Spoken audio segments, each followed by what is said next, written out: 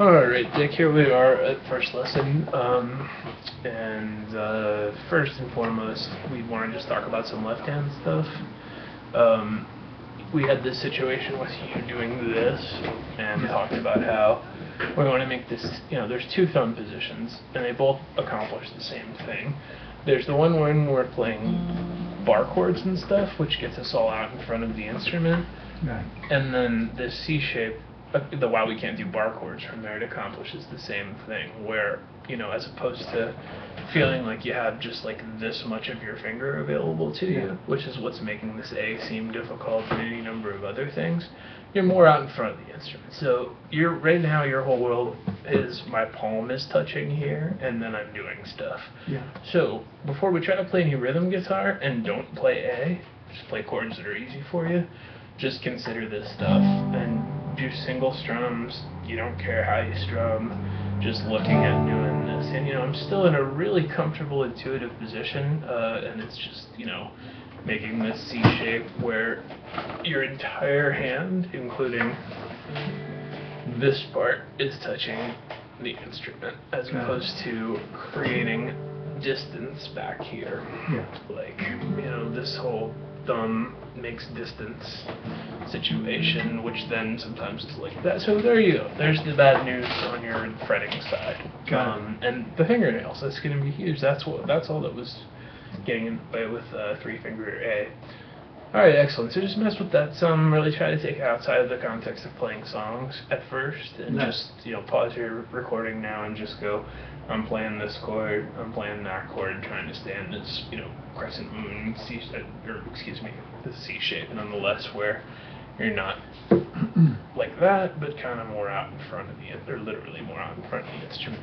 Cool, so exactly 2 minutes into your video, we're starting to talk about rhythm, which, like we were talking about during the lesson, got my arm hooked around here, not out in front of the instrument, which facilitates kind of like, or leads to this sort of down arm chopping wood situation and not so much wrist.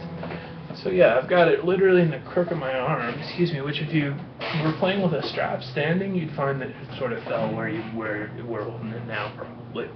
And this is the same stuff everyone does for some reason. So yeah, we're not out in front of the instrument, which initially felt like it steadied it.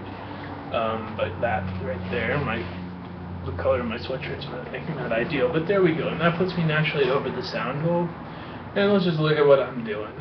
My range of motion is all the way up to here and all the way down to here, So I really want to encourage you to just think of this as I'm playing this percussion instrument that's like guitar, like a dulcimer or something, where you make shapes over here that you already know, and do this new hand movement, where a sitar wouldn't sound unless you do. So yeah, just you're starting over, it sucks, it's cumbersome, let's go for it, and it'll suck. So yeah, rhythm 1 of 1 is, well, first just do this a little bit, not worrying about rhythm, just looking at like down, up, and I'm just grazing the strings. Like I was saying, doing stuff here implies that everything's going to happen in this space, and that's why probably when you switch to playing straight rhythm guitar, it's probably sounding like, as opposed to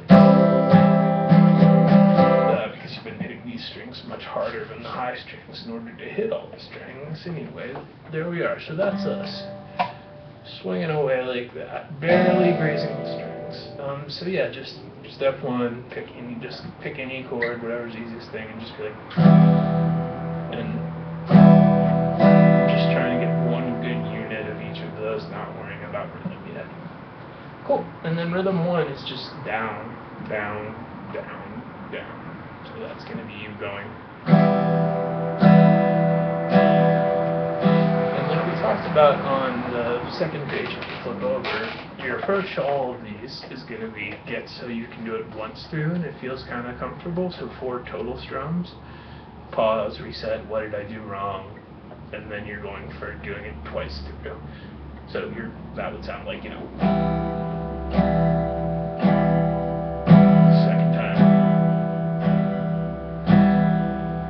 until that becomes easy and then move on. So there we just gave you some time to think about your arm positioning without doing anything interesting. Cool. So then, the classic when do we do this rhythm is just down, up, 1 and 2 and 3 and 4. And we talked about how we strung down on the downbeat, up on the upbeat. So about 5 minutes in, we're talking about going. Here's our tempo, like.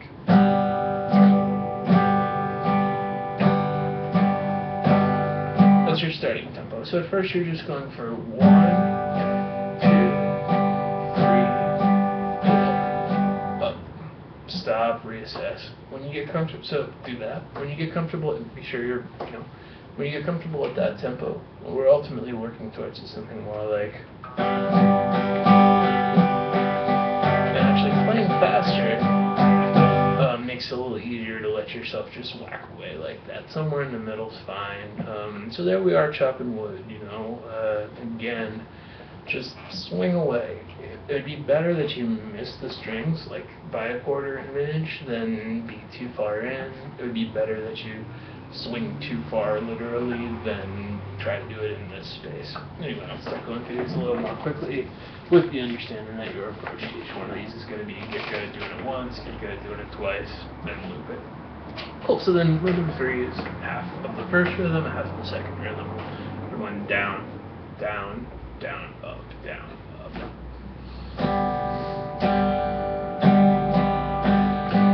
Stop, get good, whatever. There it is. So dum, dum, jiggy, jiggy. Cool. Rhythm 4 goes 1, 2, and 3 on 4 and so this is 1 down strum and then you're chopping wood. Down, down, up, down, up, down, up.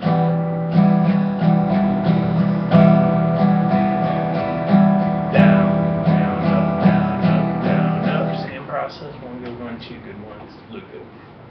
Cool. And then rhythm 5 is our only one that's 2 measures long.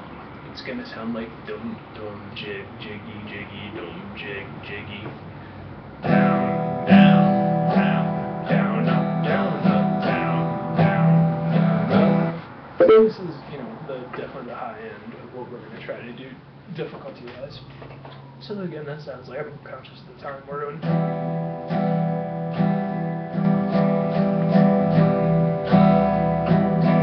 Goes down, down, down, down, up, down, up, down, down. That's 2 down, measures. up. Yeah, totally. We're going 1, 2, 3, 4, and 1, and 2, 3, 4, and which is written under the strums on your page.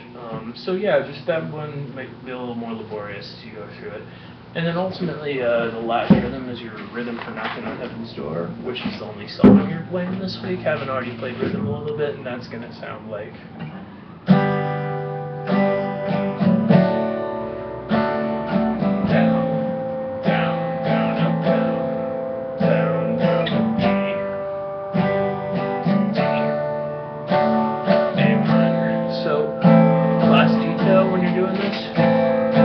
Just hit all the strings. We're not putting F in this on purpose.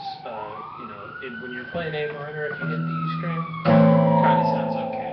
If you're playing D, if you hit the A string, something sounds good. Hit the E string, not so much. It's still kind of passable as long as you're not hitting the low strings harder than the other ones. So there you go. That's the idea.